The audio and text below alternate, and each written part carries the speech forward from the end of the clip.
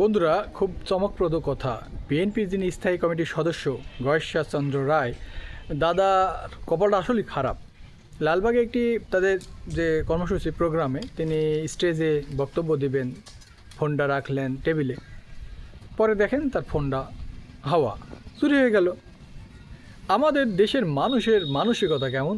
নিজ দলের নেতাকর্মীদের কীভাবে তিনি ভরসা রাখবেন? বিএনপির এই নেতার ফোনটা হারানোর পর মাইক দিয়ে ঘোষণা করা হলো যে যদি কেউ পান, ঠিক আছে, তাকে 5,000 টাকা পুরস্কার দেওয়া হবে। তারপরেও কিন্তু তাকে দেয়া হলো না।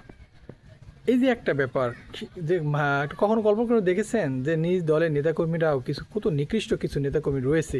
আমি সবাইকে বলতে চাই না, কিছু সংখ্যক লোক এরা নিজের দলের যারা হাইকমান্ড নেতা, জাতীয় নেতা, তাদের মোবাইল ফোনটাও নিতে এদের বাধা লাগে না। কত নির্লজ্জ এরা, তাই না? একবার ভেবে দেখুন ভাই, কত নির্লজ্জ। তাহলে একটা জাতীয় নেতা, বেচারি অনেক ভদ্র মানুষ, গয়েশ্বরচন্দ্র রায়, কথা আচরণ চালচলন আমরা যতটুকু দেখেছি জানি, অনেক ভদ্র মানুষ, কিন্তু তার মোবাইলটাও তার নিজ দলের নেতাকর্মীদের কাছেও সুরক্ষিত নয়।